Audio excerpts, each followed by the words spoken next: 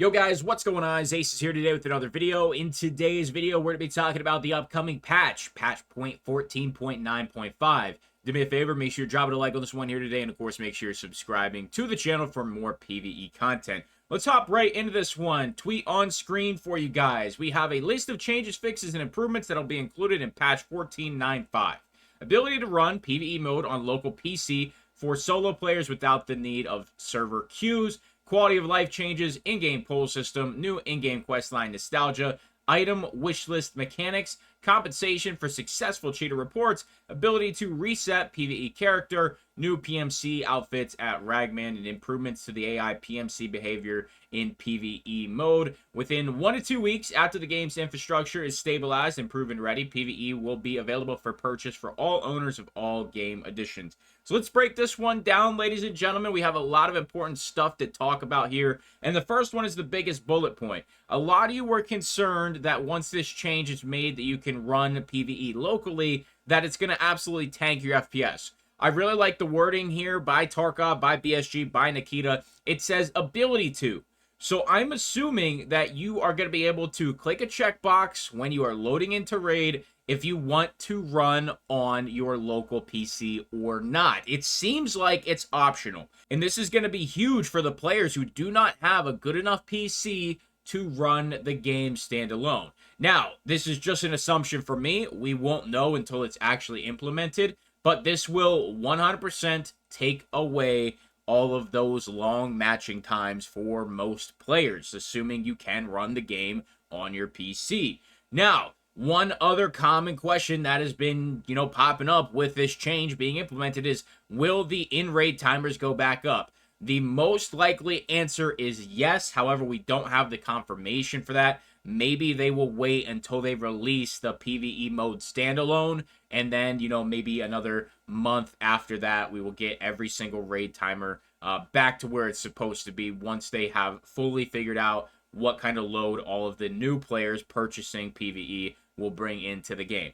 So with that being said, that's the biggest change on this list, but there's still some other great stuff here. Quality of life changes, we simply don't know what those are at the exact time of recording. Maybe some of them were talked about in Tarkov TV, but generally speaking, anytime there are quality of life changes, 99% of the time, they are very, very helpful. Now, some of the ones that will probably be added is in the armor customization. You will see what level plates are when throwing plates into rigs. I say that because Airwing Marine tweeted at Nikita that he wanted that to be a change, and Nikita simply replied with okay. Probably not going to throw that on screen for you, just have to take my word for it, but that's probably just going to be one of them. I'm sure there's going to be plenty of changes, though, that will definitely be helpful in just making our life 10 times better. The in-game poll system, this one's going to be interesting because it's going to start to dictate what stuff gets added into the game that isn't necessarily needed, such as new weapons. So we had a poll recently if we wanted a FAMAS or another weapon. I believe the FAMAS did win.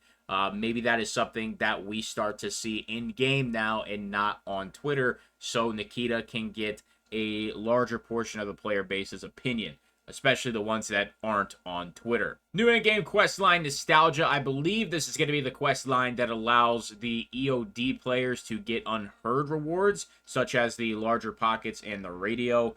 Item wishlist mechanics. No idea what that's about. I just don't know. I can't even begin to think what that might be about, considering that the wish list works.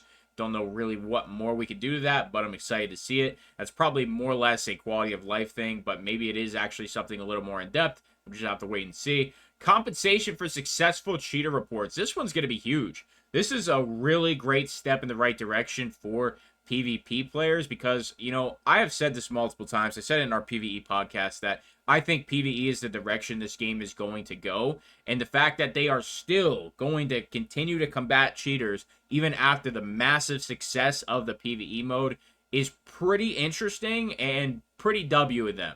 Like I said, I think in the future, far future, PvE will start to be the main focus, and it kind of feels like it's already the focus here in this next upcoming patch. It feels like a lot of this is PvE focused.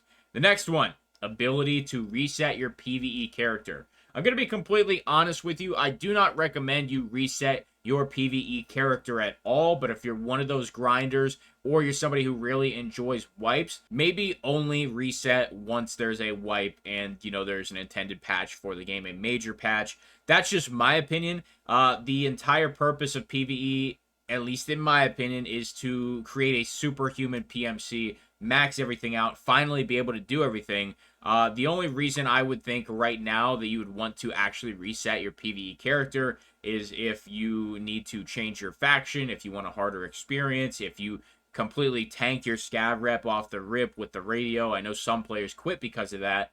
There's a whole bunch of things that could cause you to reset. But if you are just genuinely bored of the game because you are too far and too advanced, I highly recommend you just delete all your rubles. Delete all the things in your stash and start over like that. The skill progress is too slow for you to reset your PvE character, in my personal opinion. That's just, you know, like I said, my opinion. I don't think anybody should be resetting their PvE character without a solid reason. New PMC outfits at Ragman. That's cool. New clothes are always dope. You know, mainly most of us, it's just what we see on our gloves, our sleeves, stuff like that. And maybe sometimes we look at our feet. Other than that, we don't really get to appreciate and enjoy our outfits too much. Obviously, when you're loading into Raid, you see it, and a couple other screens. But, you know, hopefully there's some dope stuff when it comes to the sleeves and gloves. And then we have improvements to the AI PMC behavior in PvE. I want to talk about this one specifically because at the beginning of the game, right when PvE dropped, PMCs, in my opinion, were too hard. They were too difficult, but we didn't have a working armor system. The armor system basically allowed us to be two-shotted basically every single gunfight that you had with a PMC, and you had to play the game very skittish, take long-range engagements. It just wasn't really that fun. Now, the PMCs, after being lightened, they haven't been adjusted again since the armor changes. So they are definitely way too easy to kill. They are basically like scavs. They're not even on the same level as raiders. I think raiders are absolutely cracked. They're still manageable, and especially with the new armor system, it makes gunfights very enjoyable and really gets that adrenaline pumping sometimes with the you know, difficulty of a raider. Should that be where they put PMCs? I don't know, because there is going to be human error when it comes to PMCs in PvE. So maybe they should actually look at making difficulty levels for the actual level associated with the dog tag that's coming off a PMC.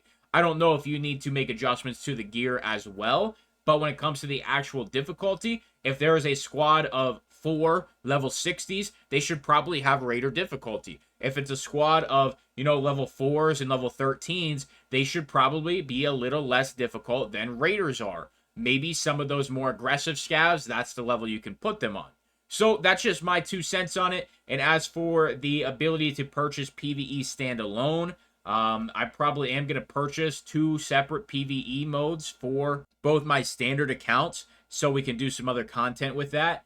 As for the price of that, I would assume it's going to be about $50. That's basically the upgrade fee right now. So I would assume, you know, $49.99, $39.99, something along those lines when it comes to purchasing the PvE mode standalone. That's the news we have when it comes to patch 14.95. Let me know what you guys think. I'm thinking this is going to be hopefully near probably July 10th, right around that July 7th to July 14th. I don't think it's going to be in the first week of July. I think they might have it pretty much ready by then, but they might take a few extra days. As for which days will be Thursdays, it's going to be July 4th and July 11th. So that's kind of where you're going to see this patch fall.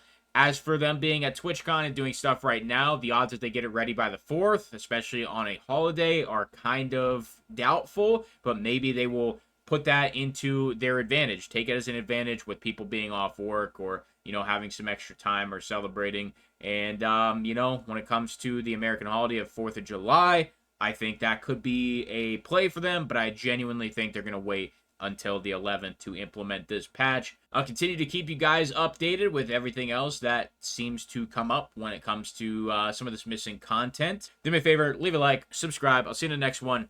I'm out.